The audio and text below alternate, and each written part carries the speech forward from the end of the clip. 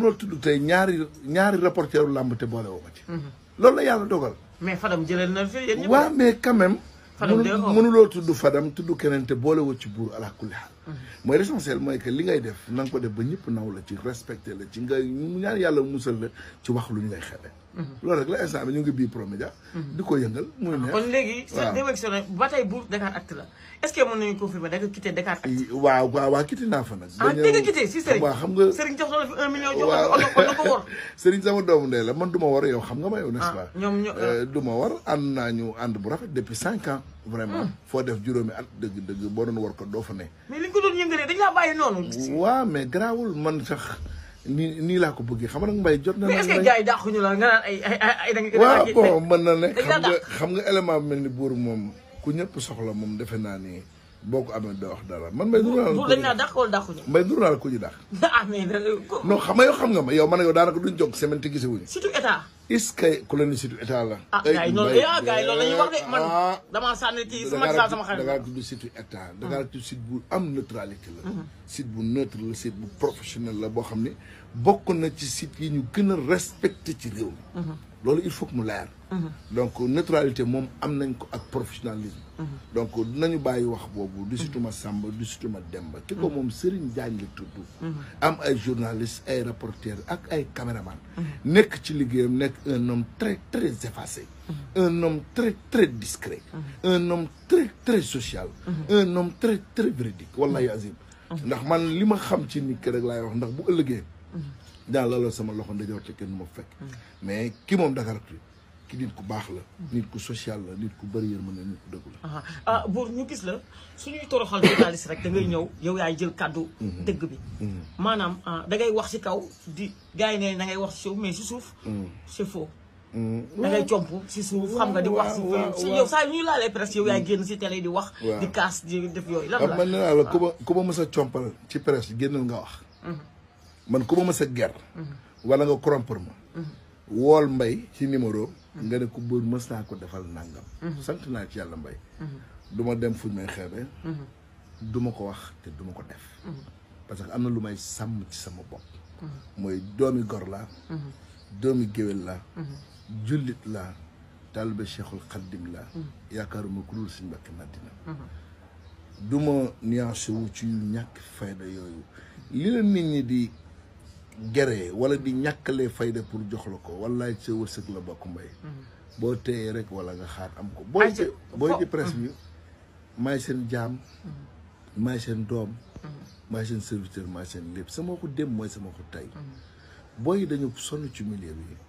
mais foog ñu sonn parce que buur xam nga lan la gars yi di critiquer parce que da ngay gis façon site bu nekk ay gerte gi tii ay kii lii ay lii da ngay gis ay journalistes yoo xam ne xamuñu dara jànguñu jonguñu ngeen est-ce que du laaj nga taxal benn association boo xamante ne da ngeen di am ay formation yoo xamante ne da ngay gis xale yu jigéen yoo xamante ne wala waaju gars yoo xamante ne xamuñu dara ñu jox leen micro ñuy jaxase dëkk bi comprendre nga dem na sax ba site yoo xamante dañ leen di humilier si ay programme parce que kenn xamu leen ku jug ubbi site ku jug ubbi site est-ce que loolu waroo see taxaw ñu xoolaat affaire xam nga mbay lu barkeel bari mbooloo internet dafa toll foo xam dafa barkeel te ñooñu ngi koy wax noonu yëpp di ay jeunes état mënul jox ñëpp liggéey te ñoom ñëpp mënuñoo am liggéey ku ci nekk bëgg a dund rek moo la ci dugal donc dama wax li leen état di critiquer wala bëgg leen a xeex mooy li nga wax pourquoi pas mun leen dimbali ci ay formation jàppale leen am na ci boo yoo xam ne defuñu benn formation journalistique te yàlla may na leen ci xam-xam may na leen ci talent am na ñoo xam ne defuñu benn formation jaaruñu ISEC jaaruñu fenn te ñooy jógee ISEC ak CIS ñoom ñoo leen di fay donc foofu la ñu américains yi rawee américain xamul li nit ki jàng li nit ki man la xam moo tax ñoom ñooy première puissance mondiale donc man li ma gis mooy mën nañ ko organiser mais organisation yi bu mu ànd ak discrimination mooy ña nekkoon ci kaw nekk ci kaw les gros baleines là di lekk chaque jour lu état joxe ñu lekk bu convention amee ñoom ñooy signé bu aide à la presse amee ñoom ñooy lekk booy yi ne ci mbedd mi ne yor ay support bëgg a dund mais bu ñu gisul ci convention yooyu ak subvention yooyu ak aide à la presse boobu nan la ñuy def mooy dañuy jéem wut ay moyens yu ñu dundee en tout cas gisee internet bi wàññil la Macky Sall liggéey bu bari tax booy yu bëri te yu waroon taxawal nekk ay agresseur ak i sàcc tey yàlla def na tey ñu ngi ci internet gis nga man Mbaye man Buur su ma neexoon yem sama support xam nañ ma pare am naa site am naa chaîne YouTube bu am doole comme tout le monde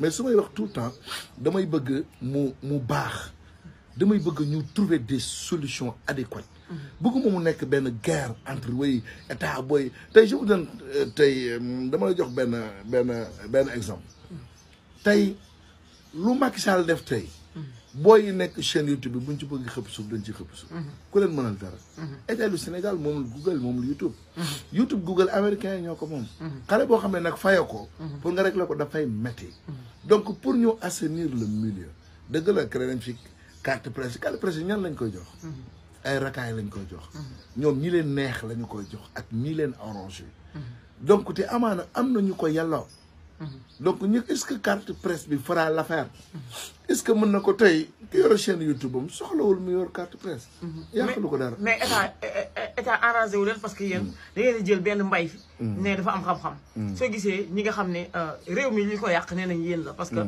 nga gis benn kii yéen a créé ay kunkande ay fenkat yéen a créé du ngeen créé ay ñoo xamante dem jëli ki yoo xamante ne xamul dara magasin la nga ni kaay ma butse la nga nekk sëriñ nga dem butse kooku après di jaxase sénégalais yi comprendre nga ku mel ne kunkande wax loo xamante ne nii dëkk bi yëpp si moom la ñuy concentré wu créé nga fi xawma keneen ak keneen sëriñ yi di créé ay sëriñ yoo xamante ne day arnaqueur xam nga Mbaye ñun dañoo suñu support di liggéey sëriñ bi ñëw ci yow nel damay defal ko émission mënuloo ko jugé mais man Buur nekkuma ci tànku xam est-ce que sëriñ bii may jël mën na wala mënul mën naa taxaw ni mënul fekk na mën na am na ñu mu ñaanal tey kunkaane moomu tey ngay wax am na ñoo xam ne tey boo leen ne kunkaane xamul dara ñu lekk la lu dëgg nekkuma ci logique gu ne sëriñ bi mën na fekk na mënul loolu du suma rôle mu ngi mel ni tey Mbaye ku yore marchandise am ñëw ne la dama koy jaay dama bëgg nga defoon benn campagne de publicité